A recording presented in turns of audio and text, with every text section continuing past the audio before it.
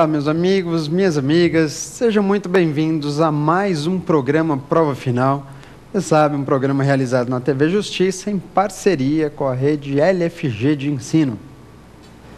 Meu nome é Alessandro Spielborgs e eu estou aqui para conversar um pouquinho mais com vocês a respeito do direito tributário. Bem, lembrando que, na verdade, nessa conversa que a gente vai ter dentro do nosso programa, você conhece a estrutura do nosso programa. Como que ele é feito? Você lembra que o Prova Final é realizado em 3 blocos, sendo que o primeiro bloco é o tema do dia.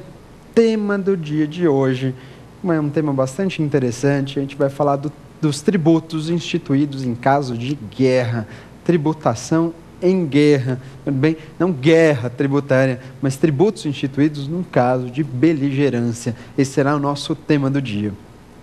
No segundo bloco, nós temos o Pergunte ao Professor. Pergunte ao Professor, em que você deve participar, envie as suas questões para a gente, as suas dúvidas, as suas sugestões desses e de outros temas, para que eu possa abordar aqui e esclarecer. Quem sabe hoje é o dia de esclarecer a sua dúvida. E no terceiro e último bloco, nós temos o X da questão. O X da questão, onde a gente consegue avaliar como que esse tema, tributação em caso de guerra, costuma ser exigido em provas, em concursos, inclusive no exame de ordem. Nós só estamos começando o nosso programa e não sai daí para que você descubra um pouquinho mais como que os tributos podem ser utilizados num caso de guerra ou de iminência de guerra externa.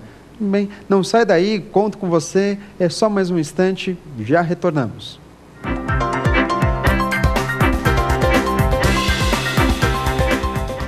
Guerra, conflito, briga, armas. Você sabe que tipo de tributo pode ser instituído numa situação como essa? Esse é o nosso tema do dia, tributação em caso de guerra. Então, um tema bastante forte. Nossa, guerra, ninguém espera por isso, absolutamente. Nós vivemos em tempos de paz e que assim que perdure eternamente, se for possível.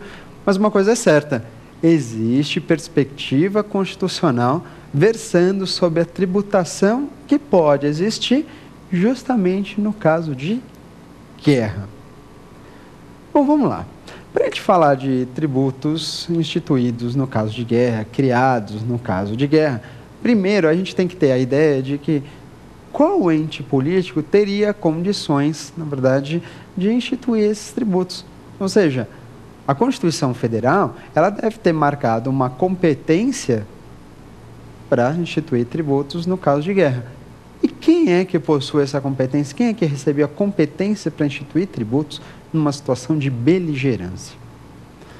Bom, segundo a Constituição Federal, outro não poderia ser o ente político neste caso, senão a União.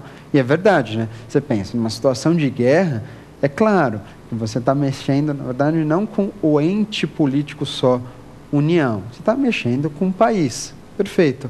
Na verdade, o ente responsável por isso, neste caso, seria a União. O ente político acabou recebendo competência para instituir tributos numa situação como essa, é claro, a União. Lembrando, portanto, e aí eu deixo bem reforçado essa situação, de que, no caso de guerra, você não vai pensar em tributação por parte dos estados, do Distrito Federal, ou muito menos por parte dos municípios. Não mesmo.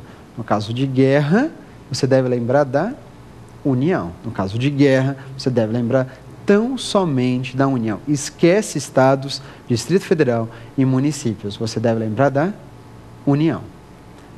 Guerra, União. União em guerra, situação de guerra. Quando a gente fala da União nessa qualidade, vocês conseguem perceber, segundo o texto constitucional, e aproveitando, inclusive, classificação eminentemente doutrinária, de que nós vamos falar mesmo sobre 2 modalidades de competência. Mesmo no dia de hoje, a gente vai falar de competência especial e competência extraordinária. Mas para falar sobre isso, vale a pena resgatar, ainda que de forma superficial, quais são os tipos de competência que nós temos por aí. Olha, o tema é bastante interessante, porque quando a gente fala sobre competência tributária, usando a classificação mais comum, você dividiria a competência, digamos, em 5 modalidades. Tudo bem? Vamos pensar nisso, então. Vamos pensar a competência tributária dividida em 5 modalidades. nós teríamos uma primeira chamada de competência privativa. Depois, a gente pode pensar numa competência comum. Em terceiro lugar, nós teríamos uma competência especial. E ainda, a gente pode pensar em competência residual. E, para completar, competência extraordinária. São 5 modalidades de competência que eu repito aqui para vocês, numa toada só. Competência privativa, competência comum, competência especial, competência residual e competência extraordinária. Essas são as 5 modalidades de competência que você consegue observar, inclusive de acordo com as espécies tributárias.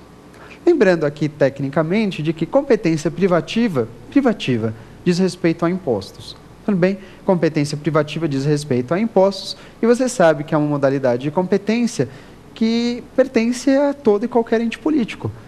Então se você disser o seguinte, a União tem competência privativa? Você diz sim. Estados, o Distrito Federal possuem competência privativa? Você pode dizer sim. Municípios, inclusive, têm competência privativa? Você pode afirmar, sem erro.